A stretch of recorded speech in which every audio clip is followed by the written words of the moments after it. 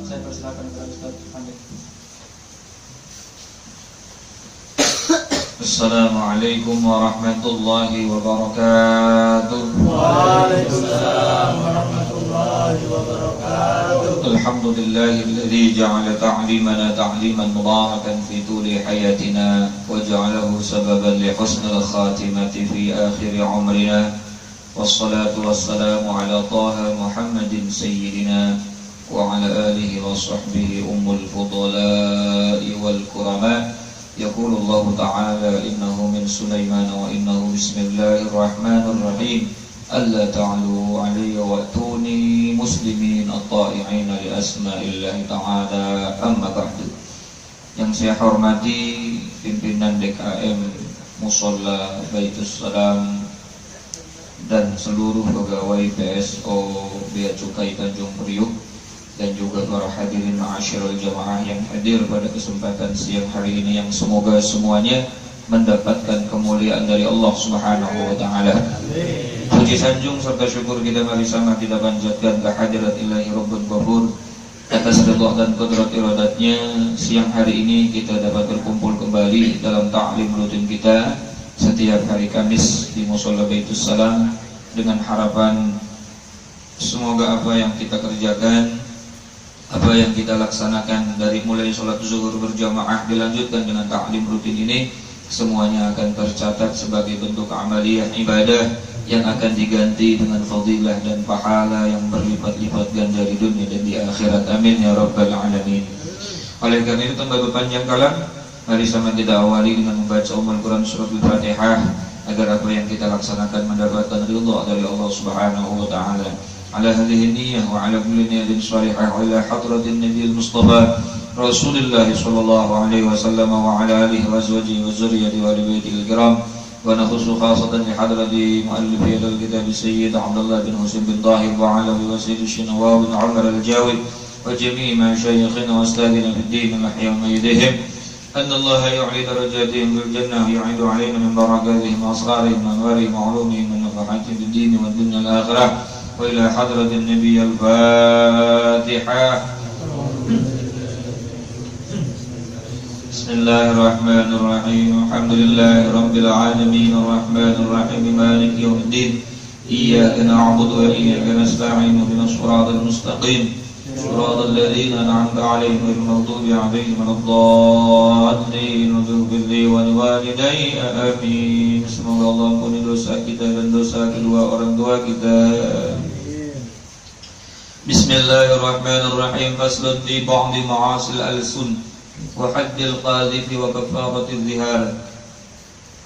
Di dalam ini fasal mengenai tentang berbagai macam maksiat-maksiat yang dilakukan oleh lisan, maksiat-maksiat lisan, dan juga akan menerangkan tentang haddil qadhif, hukuman bagi orang yang menuduh orang berzina tapi tidak terbukti berzina, wa kafaratiz zihar, dan juga hukuman bagi orang yang melakukan zihar. Ini kita bahas. Jadi dalam bab ini ada tiga masalah yang akan kita bahas. Yang pertama, menerangkan tentang berbagai macam atau sebagian dari maksiat-maksiat yang dilakukan oleh lisan. Yang kedua, akan menerangkan tentang hukuman bagi orang yang menuduh orang berzina tapi orang tersebut tidak berzina. Yang ketiga adalah menerangkan tentang kafarat zihar. Wa min ma'asil lisani al-ghibah, dan di antara maksiat-maksiat lidah dan dosa lidah yang terbesar, di antara yang paling besar adalah al-ghibah, melaksanakan ghibah. Artinya ghibah itu bergunjing. Sawa'un dzakartu binaqsin fi badani, sama saja orang itu menyebutkan penuturan-penuturan mengenai kekurangan orang lain fi badanihi, di dalam badannya, au nasabihi, ataupun nasabnya. Apa nasab? Keturunannya. Au fi khalqihi, ataupun mengenai akhlaknya. au fi fi'lihi atau mengenai pekerjaannya, au fi qawlihi ataupun ucapannya, au dinihi ataupun keagamaannya, au fi dunyahu ataupun mengenai hidup dunianya, keduniaannya. Hatta fi thawbi wa darihi wa dabbatihi, bahkan termasuk ghibah juga ketika seseorang membicarakan aib mengenai pakaiannya, rumahnya dan kendaraannya. Masya Allah, sampai ke situ.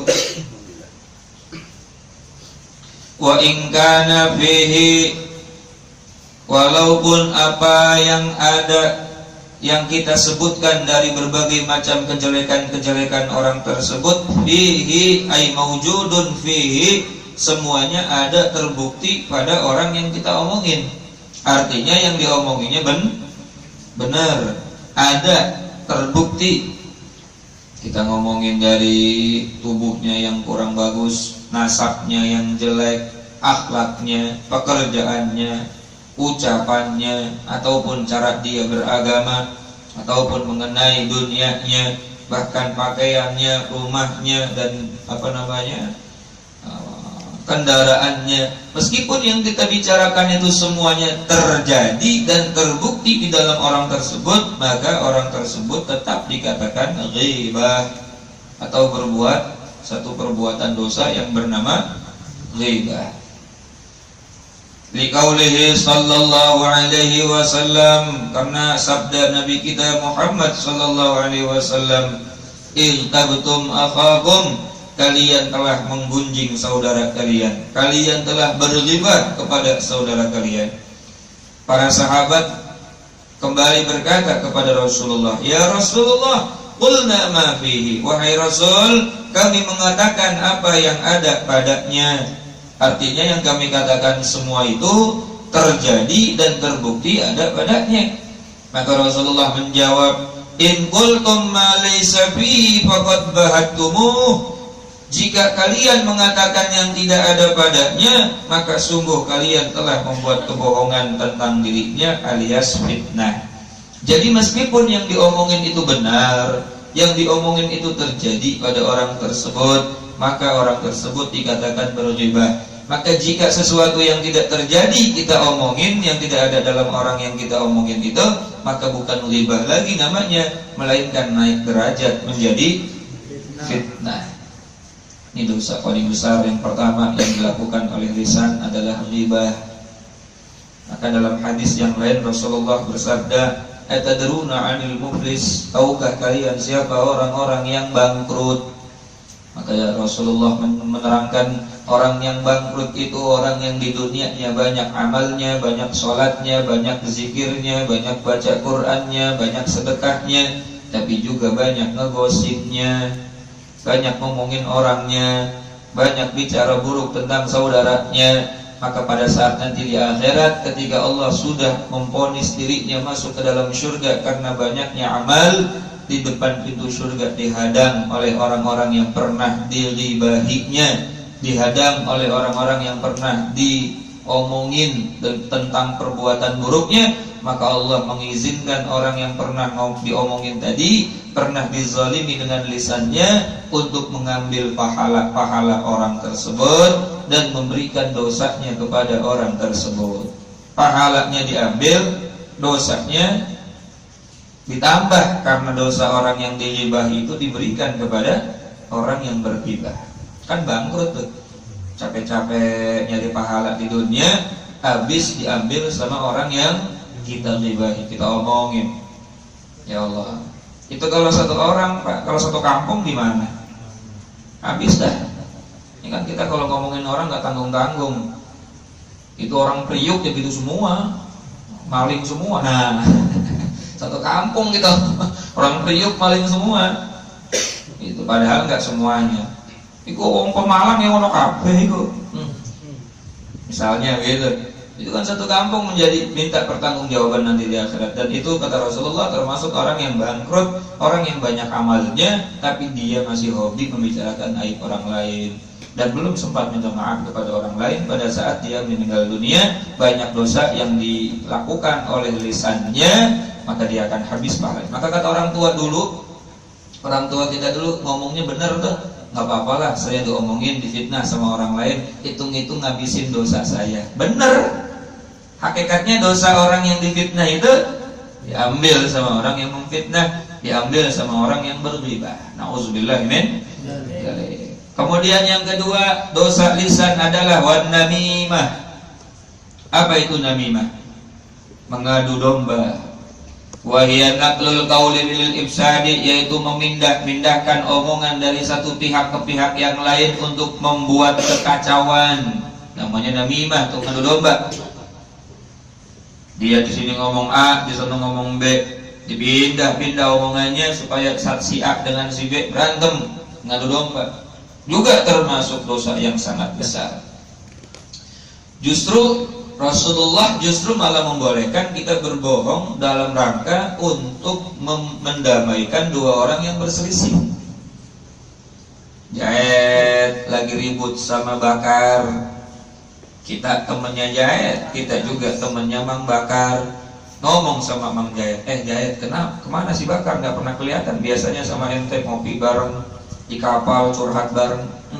Ini kok gak pernah kelihatan bareng? Gua lagi benci banget sama si Jahed, sama si Bakar, gara-gara gebetan saya diambil sama dia, ya kalah di tikungan. Kemudian kita ngebohongin tuh si Jahed. Jahed, kemarin saya ketemu Bakar ngomong katanya kangen sama kamu, pengen ngopi bareng, pengen curhat bareng. Ah masa sih, orang saya lagi benci banget sama dia. Beneran, padahal si Bakar kagak ngomong apa-apa sama dia. Gitu. Boleh nggak kayak gitu tuh? Kalau niatnya untuk mempersatukan orang yang berselisih, kata hukum syara boleh. Tapi jangan diterusin bohongnya, ntar kebiasaan. Boleh-boleh saja berbohong untuk kebaikan. Nah, kebaikannya seperti tadi, bukan kebaikan apa aja kebaikan, bukan, untuk menyatukan dua orang yang berselisih. Seperti Rasulullah pernah, itu bukan berbohong sih sebetulnya. Ketika ada orang sedang mencari-cari orang untuk dibunuh, orang yang dicari-cari, yang dikejar tadi lewat di hadapan Rasul. Kemudian Rasulullah berpindah tempat, cuma pindah di gini doang, geser dikit. Kemudian orang yang nyari tadi, wahai Muhammad, aku mencari fulan bin fulan, apakah kamu melihatnya? Rasul tahu dia pengen bunuh orang tersebut. Maka Rasulullah menjawab, selama saya duduk di sini, saya belum melihat orang tersebut. Bohong nggak Rasul? Orang pindah begini. Selama saya duduk di sini, saya belum pernah lihat orang tadi. Iya, orang udah pindah duduknya. Jadi bukan trik apa-apa, bukan, tapi untuk menyelamatkan orang lain. Nah, begitu pula tadi menyatukan orang yang berselisih, syariat memperbolehkan, tapi bohongnya jangan bohong yang kebangetan. Wa tahrish, kemudian yang ketiga, maksiat lisan dan termasuk dosa paling besar dari lisan adalah tahrish, yaitu memprovokasi. Al-ighra'u bainal qaum, membangkitkan permusuhan di antara satu kelompok manusia kepada kelompok yang lain. Itu provokasi. Banyak di Indonesia. Di Indonesia itu banyak orang yang bergelar prof, bukan profesor, provokator, tukang kompor. Ada orang lagi ribut, pertama ributnya kecil, gara-gara dia jadi besar, tukang kompor. Walau bainal bahaim, bahkan memprovokasi bukan hanya kepada sesama manusia, tapi memprovokasi terhadap binatang pun. Bapak bisa lihat ada sini ya. Walaupun di antara binatang-binatang seperti kebo, kambing dan lain sebagainya diprovokasi supaya berantem, itu termasuk dosa yang sangat besar. Jangkrik diadu-adu, ayam diadu-adu, kan provokasi tuh. Yang satu lagi diem, akhirnya diadu-adu jadi berantem. Ikan cupang diprovokasi, dikasihin apa namanya, kaca. Nah, akhirnya dia ngelihat, wah musuh saya nih, buat berat habis. Kepada binatang saja dihukumkan haram. Wa mithlu dzalika ighra'ul kalbi 'alal adami, dan sama saja hal itu adalah memancing kemarahan anjing. Nah, kemarahan anjing kepada manusia, seperti ada anjing galak lagi diem, akhirnya marah-marah tuh anjing. Itu juga termasuk maksiat lisan kita. Ya Allah, mana ada agama sampai mengatur manusia ke tempat hal seperti itu? Cuma agama Islam doang, betul-betul sempurna. Betul apa enggak? Memprovokasi binatang supaya marah saja hukumnya haram. Wal kadzibu, kemudian yang berikutnya maksiat lisan adalah al-kadzib, yaitu berdusta. Artinya dusta wa huwal kalamu bi khilafil waqi', yaitu berbicara berlawanan dari kenyataan. Wa huwa min qaba'i'idz dzunub, dan berdusta adalah termasuk seburuk-buruknya dosa. Wa fawahishil uyub, dan sekeji-kejinya aib. Aib terbesar kita itu kalau kita suka berdusta, udah sekeji-kejinya aib, dan seburuk-buruknya dosa lisan adalah berdusta. Qala Rasulullah sallallahu alaihi wasallam, Rasulullah bersabda, innal kizba, sesungguhnya berdusta itu babun, adalah satu pintu, min abwabin nifaq, dari berbagai pintu kemunafikan. Karena Rasul berkata di antara ciri-ciri alamatul munafik, ciri-ciri orang munafik itu adalah idza hadatsa kadzdzaba. Ketika dia berbicara selalu berdusta. Ciri orang munafik adalah ketika dia berbicara, bicaranya 378. Berbicaranya selalu di luar daripada kenyataan. Waqala Ali radhiyallahu an, dan berkata Sayyidina Ali radhiyallahu anhu wa karramallahu wajhah, a'zamul khataya, kesalahan-kesalahan yang paling besar di sisi Allah adalah al-lisanul kadzub, lidah yang sering berdusta. Waqala Abu Sa'id Al-Khudri, berkata Sayyidina sahabat Rasul yang bernama Abu Sa'id Al-Khudri, sami'tu Rasulullah sallallahu alaihi wasallam, beliau pernah mendengar Rasulullah sallallahu alaihi wasallam bersabda, yad'u wa yaqulu fi du'aihi, beliau pernah berdoa, di dalam doanya mengucapkan, Allahumma tahhir qalbi, ya Allah bersihkanlah hatiku minan nifaqi, daripada kemunafikan, wa farji minaz zina, dan bersihkanlah farjiku dari perbuatan zina, wa lisani minal kizbi, dan bersihkanlah lisanku dari perbuatan dusta. Nah, itu Rasulullah ada berdoa seperti itu supaya dihindari daripada perbuatan dusta, karena ketika kita berdusta kita sudah masuk kepada pintu kemunafikan. Waqala al-Fashani al-kizbu kulluhu ithmun, dan telah berkata Syekh Al-Imam Al-Fasani bahwa al-kizbu, berdusta itu seluruhnya adalah dosa, illa ma naqa'a bihi musliman, kecuali berdusta yang dapat memberi manfaat dengannya kepada orang Islam, au dafa'a bihi an dinin, ataupun berdusta untuk membela dengannya terhadap agama. Ada dua dusta yang dibolehkan, dusta yang bermanfaat atau menyelamatkan orang muslim, atau dusta yang menyelamatkan agama. Begitu. Nabi Ibrahim dalam sebuah riwayat, tapi meskipun dibolehkan tetap dibenci. Nabi Ibrahim dalam sebuah riwayat pernah ketika manusia di padang mahsyar, ini ada dalam kitab Sahih Imam Bukhari, hadis sahih dalam kitab Sahihul Bukhari bab baiat.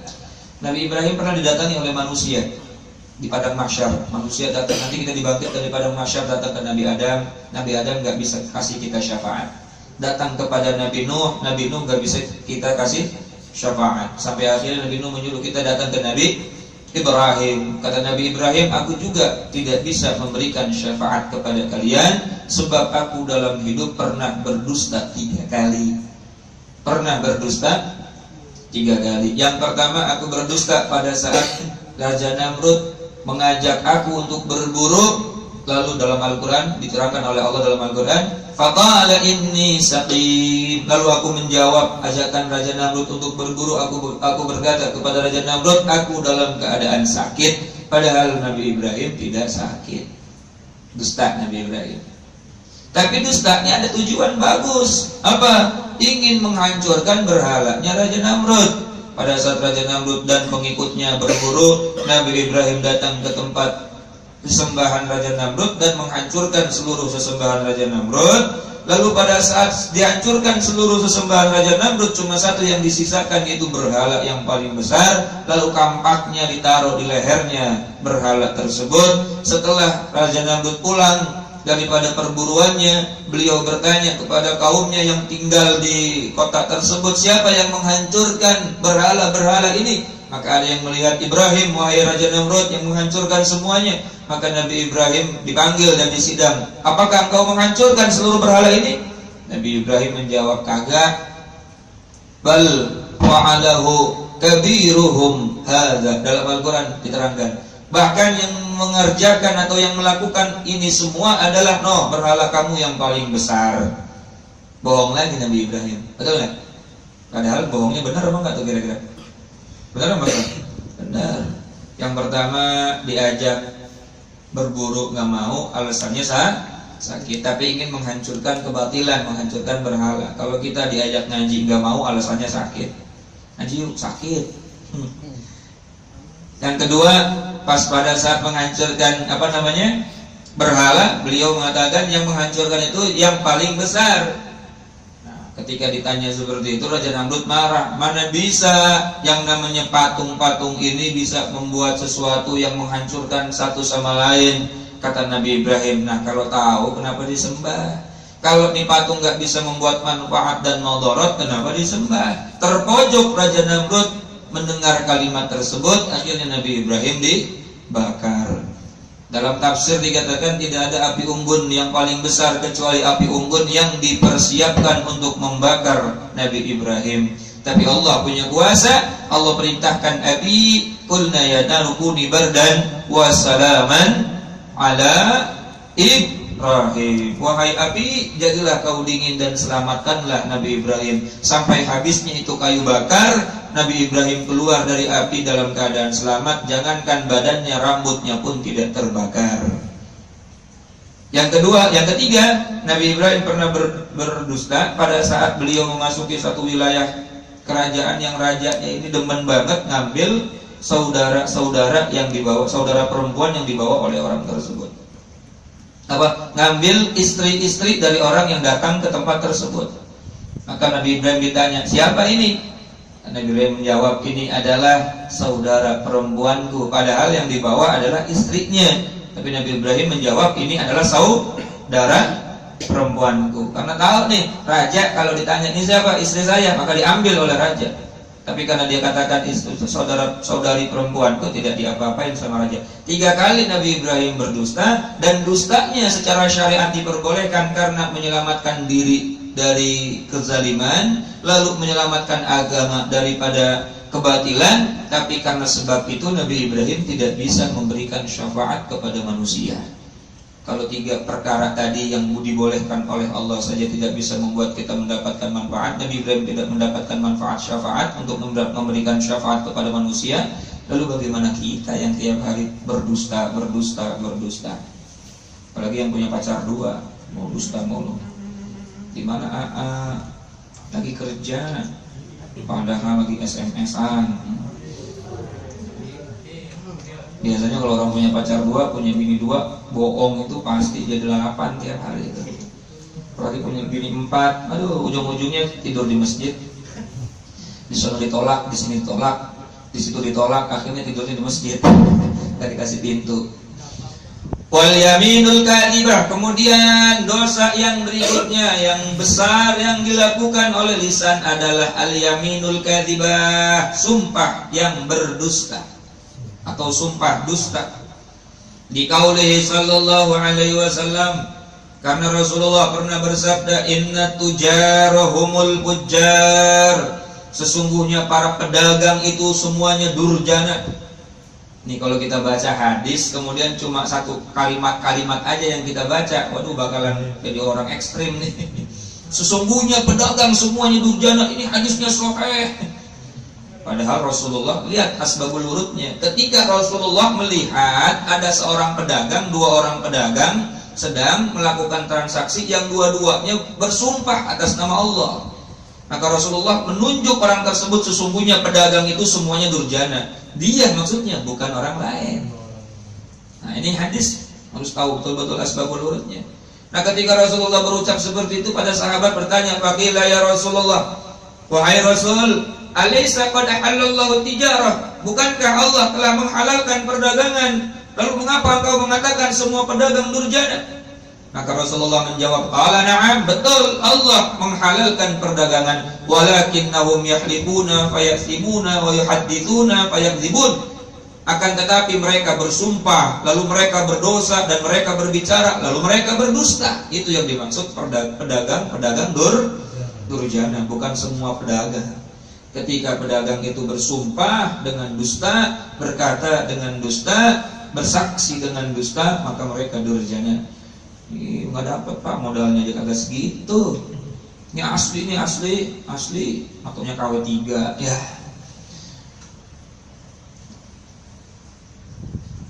Waqala sallallahu alaihi wasallam, man halafa ala yamin, siapa saja yang bersumpah atas satu sumpah yang berdosa, lihat tata'a biha, agar ia dapat mengambil dengan sumpah itu harta seorang muslim. Maksudnya dia bersumpah-sumpah supaya orang lain itu yakin, percaya, sehingga orang mau bayar dia.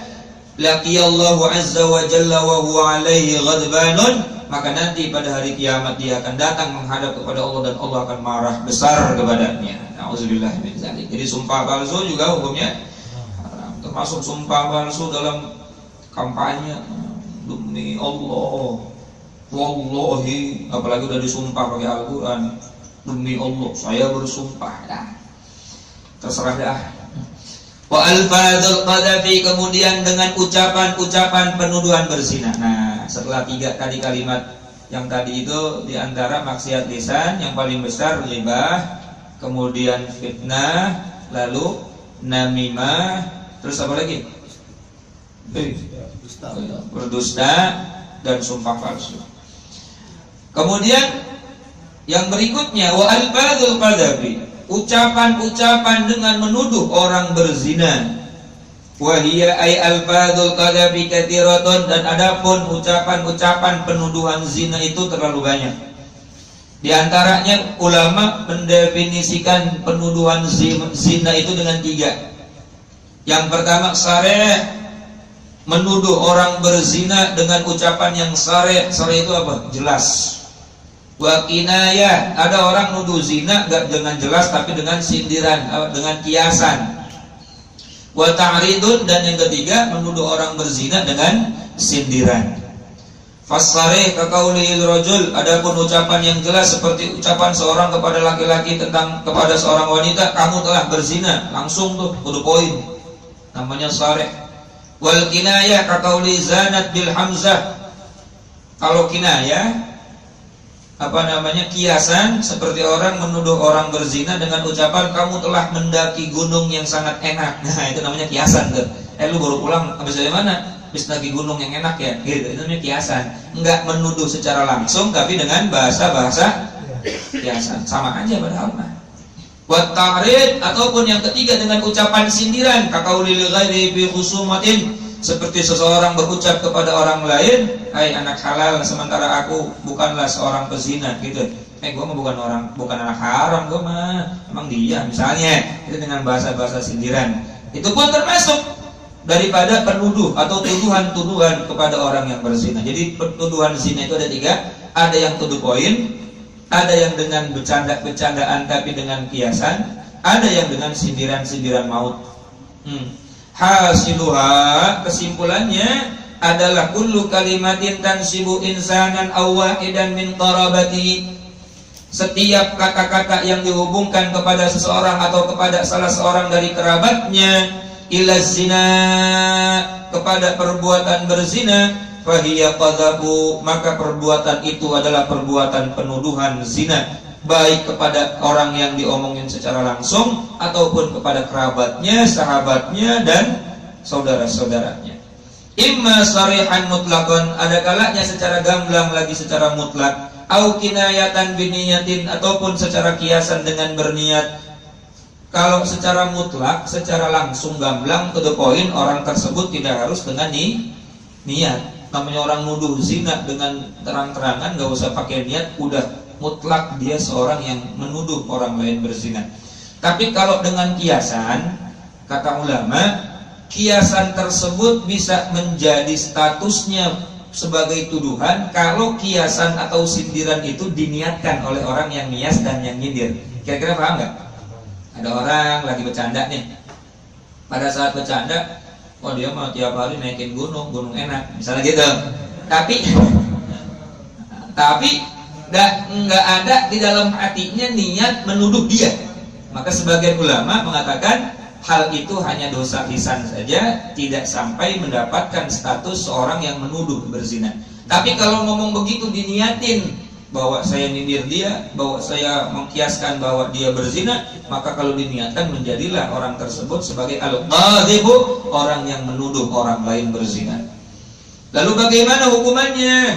Pak, Mas, jangan gampang menuduh orang berzina, karena orang yang menuduh berzina itu ada hukumannya. Apa? Al-kadhibu wa yuhaddul kadhibu, dan adapun orang yang menuduh orang yang berzina dan orang yang berzina yang dituduhnya itu belum terbukti berzina, maka mesti mereka itu diberikan hukuman si penuduh zina tersebut apabila keadaannya sebagai orang yang sudah adil balik berakal dengan apa? Samanina jildatan, sampai 80 cambukan. Orang yang menuduh orang lain berzina tanpa bukti, dia dihukum dengan cambukan sebanyak 80 cambukan. Mana dalilnya? Al-Quran berfirman dalam surah An-Nur, fajliduhum thamanina jaldatan, maka cambuklah mereka orang yang menuduh itu 80 kali cambukan. Di jildah, jildah itu artinya jilid, jilid itu artinya kulit, maksudnya dicambuk tanpa menggunakan pakaian satu helai pun. Walhasil cambukannya langsung mengenai badan. Sebagai orang yang menuduh orang lain berzina tapi tidak terbukti berzina. Hati-hati nih, ini infotainment sekarang, masya Allah. Ini kalau misalnya hukum kayak gini terapin di Indonesia, habis. Itu artis-artis yang jadi pembawa acara infotainment kagak ada yang mulus kali badannya, dicambukin mulu. Ketahuan semua. Wali annal qadhafu bizina aqallu minaz zina fakana aqallu minhu haddan afadul hisni, dan karena sesungguhnya penuduhan zina itu lebih ringan dibandingkan berzina, maka keberadaannya lebih ringan dari berzina. Maksudnya kalau berzina kan dilempar 100 kali atau dicambuk 100 kali. Kalau zinanya ghairu muhsan, kan zina kan ada dua ya, ada zina muhsan, ada zina ghairu muhsan. Kalau zina muhsan, zina yang sudah dilakukan oleh orang yang berkeluarga atau salah satunya sudah berkeluarga. Kalau zina ghairu muhsan, zina yang sama-sama single. Zina muhsan dicambuk 100 kali. Karena penuduhan zina itu bukan berzina, maka Allah Subhanahu wa taala memberikan hukuman tidak sama seperti orang yang berzina, tapi dikurangi. Ya, kalau berzina itu 100 kali cambuk, kalau cuma menuduh zina cuma 80 kali cambuk. Waragiku, kemudian dihukum cambuk apabila keadaannya orang tersebut adalah seorang budak, nisfuha, dicambuknya adalah setengahnya daripada 80. Walhasil kalau seorang budak yang menuduh orang berzina dan tidak ada bukti, dia dituduhnya atau dicambuknya adalah dengan 40 kali cambuk. Tuh, hati-hati tuh nuduh orang, jaga lisan dah. Aktsaru zambi ala ummati fil fammi wal lisan, kata Rasul, paling banyak dosa yang dilakukan oleh umatku adalah di mulut dan di lisan. Kiasannya luar biasa. Kalau mata berdosa, mata banyak melakukan dosa, tapi mata itu penjaganya cuma satu, kelopak mata doang, betul nggak? Telinga berdosa, nggak ada penjaganya. Lisan berdosa, dan lisan itu sangat luar biasa, maka Allah menjaga lisan dengan dua penjaga. Yang pertama gigi, yang kedua bibir. Dua yang jagain lisan tuh, tapi tetap aja keceplosan lagi. Kadang-kadang yang jagain tambah satu lagi, pagar, giginya dipagerin, tapi tetap aja paling monyong kalau sama orang lain. Nah, ya Allah. Nah, jadi menuduh orang berzina, hati-hati. Kalau tidak terbukti, maka tuduhan itu dapat menyebabkan kita mendapatkan hukuman had dengan dicambuk selama sebanyak 80. Kalau di Indonesia nggak ada hukuman cambuk, bagaimana Ustaz? Dia sering nuduh orang zina, ya tunggu aja di akhirat nantilah. Gitu. Kecuali dia bertaubat. Taubatnya nggak cukup dengan istighfar, taubatnya nggak cukup dengan astagfirullahaladzim, dan taubatnya nggak cukup dengan salat taubat, tapi dia wajib harus datang ke rumah orang yang dia tuduh dan minta maaf. Maaf, dulu saya pernah menuduh kamu berzina, padahal tidak berzina. Kalau dia belum sampai datang ke rumah orang tersebut, maka dosanya tetap sampai akhirat, meskipun ribuan kali dia beristighfar sampai tasbihnya pada putus. Tetap, karena hukum ada dosa kepada hakullah dan hakul adami. Kalau kepada haknya Allah mudah kita berdosa kepada haknya Allah. Kita meninggalkan sholat asal kita beristighfar lalu kita mengqadha sholat, Allah bakal ampunin dosa kita. Tapi yang berat itu kalau dosa kita kepada sesama manusia, wajib harus minta ampun kepada orang yang bersangkutan. Di antaranya, sebelum saya tutup, dulu iblis pernah bertanya kepada malaikat Jibril, sebetulnya saya capek gangguin orang jadi makhluk terkutuk. Saya pengen bertaubat kepada Allah. Apakah Allah bisa mengampuni dosa-dosa saya? Jibril menjawab, bisa iblis. Allah itu maha pengampun, maha penyayang. Pasti kamu diampunin dosanya oleh Allah. Cuma masalahnya dosa kamu bukan kepada Allah saja, dosa kamu kepada Nabi Adam, dosa kamu kepada manusia. Maka datangi Adam, minta maaf sama Adam. Datangi keturunannya yang kau telah tipu daya kepada mereka, minta maaf kepada mereka. Apa jawaban iblis? Nehi. Orang di surga aja gue males melihat mukanya, apalagi minta maaf sama dia. Akhirnya iblis menjadi makhluk terkutuk. Padahal iblis bukan tidak beriman kepada Allah, beriman kepada Allah. Bukan tidak takut kepada Allah, takut kepada Allah. Coba buka surah Al-Hasyr. Kamathali syaitan idh qala lil insani kfur falamma kafara qala inni bari'um minka inni akhafullaha rabbal alamin. Ketika syaitan merayu manusia untuk kufur, maka ketika manusia kufur, setan berkata, aku menjauh darimu, aku takut kepada Allah, Tuhan semesta alam. Tuh, setan takut sama Allah. Cuma egoisnya setan, egoisnya iblis, kagak mau minta maaf sama orang yang pernah dizalimi. Maka meskipun iblis mau bertobat kepada Allah, tidak diterima taubatnya iblis. Berarti orang yang kagak mau minta maaf sama orang lain, iblis.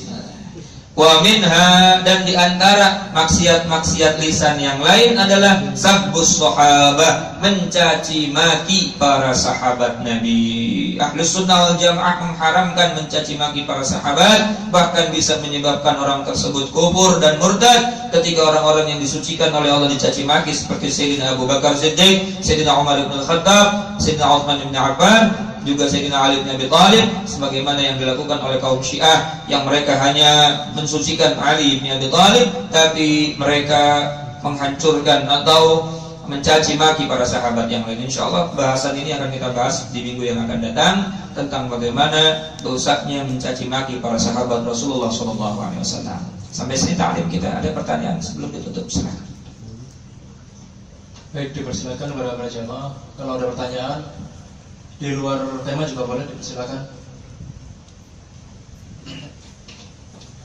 Ya. Assalamualaikum warahmatullahi wabarakatuh. Waalaikumsalam. Mungkin Pak Ustaz mau tanya masalah dusta tadi Pak Ustaz. Mungkin kan ada dusta yang diperbolehkan tadi dua tadi. Tapi pertanyaan saya tentang yang Syiah itu Pak Ustaz, takiyah Pak Ustaz. Apakah takiyah yang dilakukan oleh mereka itu sama seperti mereka beranggapan bahwa mereka berbohong karena mempertahankan agamanya gitu? Ya, takiyahnya Syiah itu sporadis, bukan hanya mempertahankan agama, tapi mempertahankan kebohongannya sendiri, bukan mempertahankan agama. Justru ketika mereka mengatakan satu hukum dari apa yang mereka yakini dan disalahkan oleh syariat Islam, mereka mencari kebohongan-kebohongan baru untuk menutupi kebohongan-kebohongan yang lama. Berarti takiyahnya Syiah itu bukan untuk membela agama, tapi membela kebohongannya sendiri. Hukumnya tetap haram takiyah. Dan hukum takiyah di Syiah itu, kalau nggak salah saya pernah dengar dan saya pernah baca, takiyah dalam Syiah itu diperbolehkan, sedangkan di agama Islam kan tidak. Kalau salah ya salah, nggak bisa kita mencari kebohongan untuk menutupi kesalahan. Gitu. Semakin banyak kita bohong untuk menutupi kebohongan, semakin banyak dosa yang kita timbun. Jadi takiyah Syiah tidak termasuk takiyah yang menyelamatkan agama, tapi menyelamatkan argumentasi dirinya sendiri. Ada lagi yang lain? Ya. Mau tanya Ustaz tentang sholat. Jadi saya pernah sholat ba'diyah, terus ada orang yang menepuk bang saya mengiranya itu sholat wajib gitu Ustaz. Itu hukumnya gimana Ustaz? Maka ketika kita sedang melaksanakan sholat yang orang lain akan melakukan sholat yang lain, ulama kenapa itu masalah tapak tepuk itu nggak ada dalam hadis, nggak ada. Itu daripada inisiatif ulama. Ketika ditepuk, begitu ya, maka orang yang melaksanakan sholat dan merasa sholat ini bukan sholat yang akan diikuti, sunnah ulama kasih isyarat seperti ini. Supaya apa? Mereka tahu bahwa saya sedang tidak sholat fardu. Meskipun secara ilmu fikih boleh, itu orang yang nggak tahu si makmum terus ngikutin kepada imam yang diikutinya. Tapi karena dia udah tepuk begitu, kita kasih isyarat begini. Artinya jangan sholat mengikuti saya karena berbeda niat dengan saya. Begitu, jadi isyarat seperti ini. Kalau diterusin dan makmumnya nggak tahu, ya wis ora apa-apa. Kecuali kalau sholatnya sholat yang berbeda, seperti kita sholat khusyuk, sholat tasbih, sholat gerhana yang banyak perbedaan-perbedaannya ya, maka itu makmum harus ulang lagi karena banyak perbedaan di dalam sholat yang dikerjakannya. Begitu. Mas, tadi saya lagi sholat tasbih mas, maka sampean harus ulang lagi karena tidak sama niat saya dengan sampean. Begitu. Maka diisyaratkan seperti ini supaya si makmum itu tahu bahwa sholat yang dikerjakannya beda. Seperti sholat jamak dan sholat ada, itu kan beda kan? Kita lagi jalan jauh, kemudian kita mau sholat jamak, lalu ada orang pengen ikut makmum dengan kita kasih isyarat seperti ini. Kita sedang melaksanakan sholat jamak. Ya kalau makmumnya ngerti, kalau kagak, tambah dada. Ada lagi terakhir, silahkan.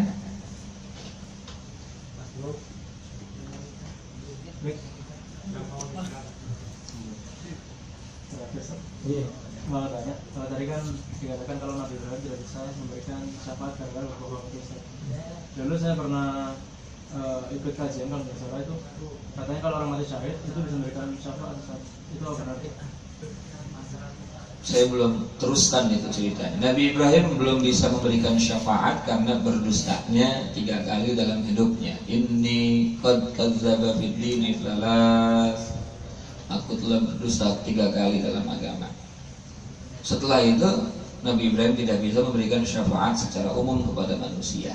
Lalu Nabi Ibrahim menyuruh datang kepada Nabi Musa. Nabi Musa pun tidak bisa memberikan syafaat kepada manusia karena pernah membunuh tentara Fir'aun yang sedang memperkosa budak.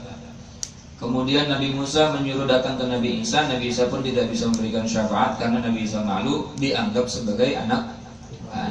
Maka Nabi Isa menyuruh datang kepada Nabi Muhammad. Lalu Nabi Muhammad meminta kepada Allah, bersujud kepada Allah, dan Nabi Muhammad berani, satu-satunya makhluk yang berani meminta. Nabi Adam gak berani minta karena merasa punya dosa. Nabi Nuh gak berani minta karena malu anaknya juga masuk dalam keadaan musyrik. Nabi Ibrahim gak berani minta syafaat kepada Allah karena merasa pernah berdusta. Ini kalimat tawaddu. Nah, terakhir Nabi Muhammad pede langsung sujud kepada Allah di bawah arsy dan berdoa, ya Allah, berikanlah aku kewenangan untuk memberikan pertolongan kepada manusia. Maka Allah berfirman, ya Muhammad irfa' ra'saka was'al tu'ta washfa tushfa. Wahai Muhammad, angkatlah kepalamu dan mintalah, pasti akan kuberi, dan berikanlah syafaat, pasti kalian mendapatkan syafaat. Jadi bukan berarti Nabi Ibrahim gak bisa ngasih syafaat, cuma Nabi Ibrahim gak berani minta kepada Allah untuk mensyafaati manusia. Hanya Rasulullah yang berani. Lalu setelah itu Rasulullah membuka pintu syafaat, syafaatul uzma, syafaat yang paling besar, yang paling umum. Dan Rasulullah mengizinkan kepada para nabi-nabi yang lain untuk mensyafaatkan umat-umatnya sendiri. Setelah itu Rasulullah memberikan izin kepada para sahabat untuk mensyafaatkan umatnya di zamannya. Sampai Rasulullah memberikan izin kepada orang-orang yang diberikan wewenang oleh Allah untuk bisa memberikan syafaat kepada orang-orang yang akan diberikan syafaat, termasuk orang yang mati syahid, termasuk orang yang hafal Al-Quran, termasuk orang-orang yang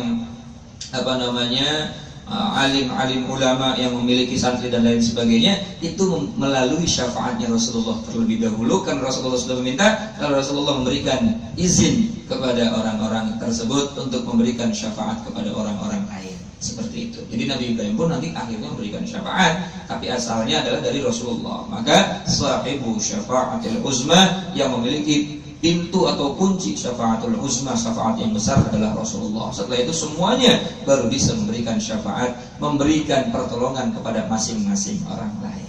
Jangankan orang yang mati syahid, kita punya sahabat saleh saja bisa mensyafaati kita. Maka bersahabatlah dengan orang-orang yang saleh. Kita punya sahabat orang soleh, rajin ibadah, nggak pernah nyakitin orang lain. Kemudian di akhirat, kamu teman saya, ya, cepet sini. Bisa. Itu. Kalau nggak percaya buka kitab Sahihul Bukhari, bab baiat dan bab syafaat. Nah, itu awalnya adalah dibuka dulu pintu syafaatnya oleh Rasulullah. Sebelum Rasulullah membuka, tidak ada yang berani meminta dan tidak ada yang berani memberikan pertolongan kepada orang lain karena takutnya kepada Allah Subhanahu wa ta'ala dan sadarnya terhadap dosanya masing-masing. Mudah-mudahan manfaat ya. Udah jam 1:15. Mudah-mudahan kita diberi umur panjang, sehat badan, ketemu lagi di kesempatan yang akan datang dalam keadaan sehat walafiat dan dalam keadaan diridhai oleh Allah Subhanahu wa taala. Kita tutup ta'lim kita dengan pembacaan doa kafaratul majlis. Bismillahirrahmanirrahim. Subhanallahumma bihamdika asyhadu an la ilaha illa anta astaghfiruka wa atubu ilaik. Kurang lebihnya mohon maaf. Wassalamualaikum warahmatullahi wabarakatuh. Alhamdulillahirrahmanirrahim. Dengan ditutupnya acara pada siang hari ini, berakhir pula acara kegiatan taklim kita pada siang hari ini. Ada kurang lebihnya dari saya, mohon maaf. Assalamualaikum warahmatullahi wabarakatuh.